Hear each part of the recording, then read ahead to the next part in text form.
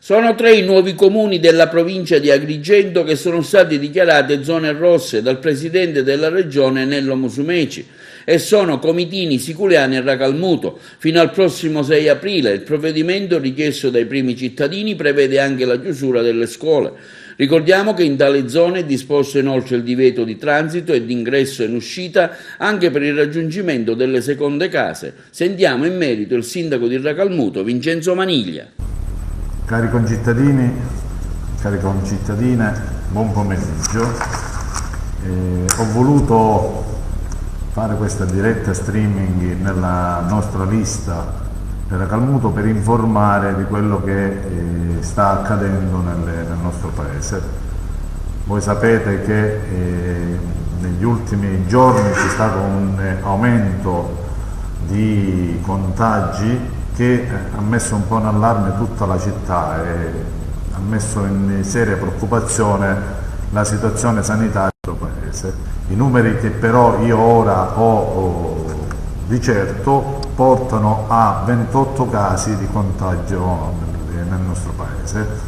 I 28 contagiati per la maggior parte sono bambini che appartengono, che seguono le nostre scuole, la scuola elementare e la scuola media, ma il numero si è così aumentato per effetto dei contagi all'interno delle proprie famiglie. Infatti noi abbiamo potuto constatare che le famiglie contagiate sono circa 7. Queste 7 famiglie quindi prevedono un numero di 3-4 contagi all'interno, per cui i numeri chiaramente si sono elevati. La fortuna è che, trattandosi di nuclei familiari, quindi non di contagi diffusi nella popolazione, si è in grado di poter in qualche modo circoscrivere questi focolai e chiaramente evitare che ci sia una propagazione dei contagi incontrollata. Di questi 28 casi, 2 già erano censiti prima, 26 come vi dicevo sono nati negli ultimi 2 giorni e questa cosa ci mette nelle condizioni di fare le procedure per la dichiarazione di zona rossa del nostro paese.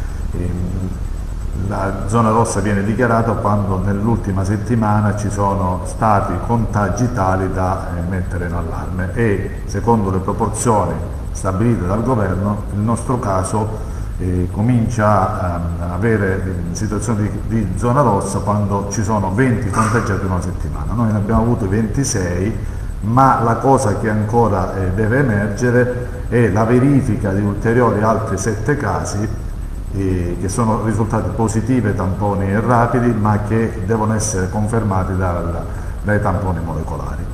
All'interno di questi 28 casi ci sono alcune situazioni di sospetta variante inglese, sospetta perché il tampone molecolare deve essere poi successivamente analizzato e deve essere confermato dalle autorità.